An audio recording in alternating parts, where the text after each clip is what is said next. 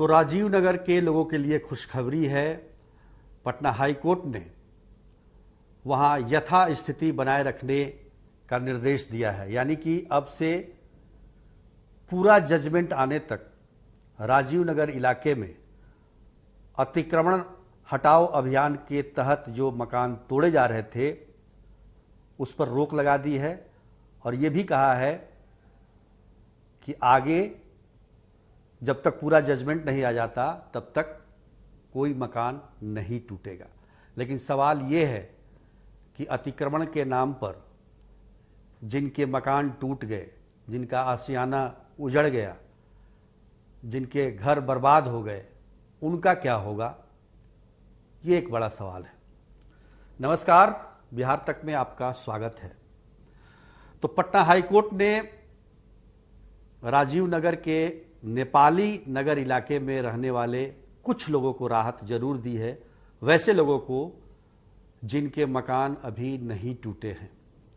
रविवार को जिस प्रकार प्रशासन ने पूरे दल बल के साथ, बुलडोजर के साथ नेपाली नगर इलाके में चढ़ाई की थी और एक एक करके 95 मकानों को तोड़ डाला था,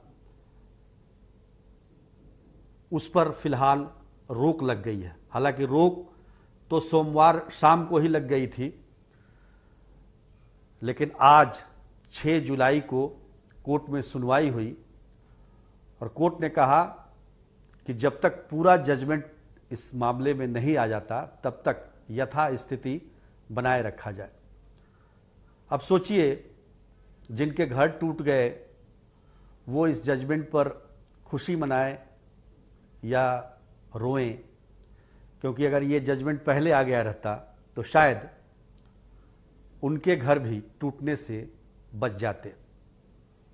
कोर्ट ने प्रशासन को फटकार भी लगाई कि आखिर आपने अतिक्रमण हटाने के लिए रविवार यानी कि संडे का दिन ही क्यों चुना। हालांकि सरकार की पक्ष से कहा गया कि रविवार को भी सरकार का काम होता है, सचिवालय खुले रहते हैं, जरूरी काम होता है। तब हाईकोर्ट के न्यायाधीश ने कहा कि अब मैं रविवार को ही राज्य सरकार से या प्रशासन से काम करवाऊंगा। तो बहुत तरह की बातें हैं इसमें। कोर्ट का जो निर्देश है, अगर देखा जाए तो एक तरीके से जो लोग वहां रह रहे हैं, जिन्होंने वहां पर जमीनें खरीदी हैं, उसके पक्ष को रखते हुए जो निर्देश जारी किए हैं वो काफ़ी महत्वपूर्ण है। इस मायने में महत्वपूर्ण है कि कोर्ट का मानना है कि दोषी केवल वहाँ की जनता नहीं है जिन्होंने वो ज़मीन खरीदी, दोषी वो लोग भी हैं जो वहाँ पर इनको ज़मीन खरीदने दिया, उस पर मकान बनाने दिया। यानी कि जो प्रशासन है, जो हाउसिंग बोर्ड है, जो पुलिस प्रशासन है, जो इस इलाके का थानेदार है, वो भी इसके लिए जिम्मेदार है।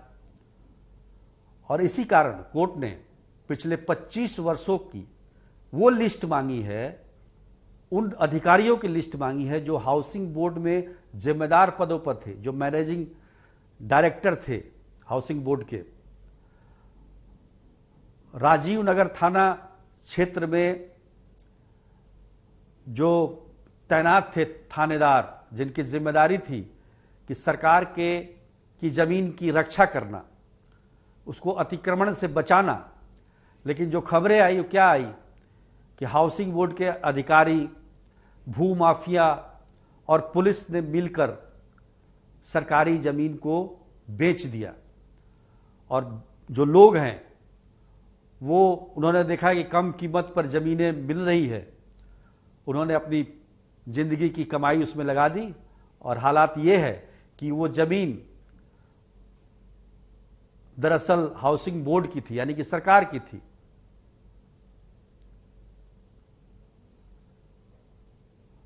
भले ही ये भी आरोप लगता है सरकार पर कि जब ये जमीन एक्वायर की गई थी तो उस समय किसानों को जो मुआवजा मिलना चाहिए था वो नहीं मिला और उसकी लड़ाई काफ़ी लंबी चली थी। तब किसानों ने ही वो जमीन फिर से बेचनी शुरू कर दी। तो ये कहानी काफ़ी लंबी है और इसकी लड़ाई सुप्रीम कोर्ट तक गई है। कोर्ट ने यह भी कहा कि अगर सुप्रीम कोर्ट का निर्देश है तो उस पर हम इंटरवेन नहीं करेंगे, लेकिन जो तथ्य सामने आए हैं, जो 20-25 सालों से जो अतिक्रमण चल रहा था, जो थानेदार तैनात थे वहाँ, हालांकि 25 साल से वहाँ थाना भी नहीं रहा होगा राजीव नगर, या हाउसिंग बोर्ड के जो अधिकारी थे वो भी उसके लिए उतने ही जिम्मेदार हैं। अब कोर्ट का अगला रुख क्या होता है ये तो 14 जुलाई को पता चलेगा। 14 जुलाई को फिर से इस पर सुनवाई होनी है,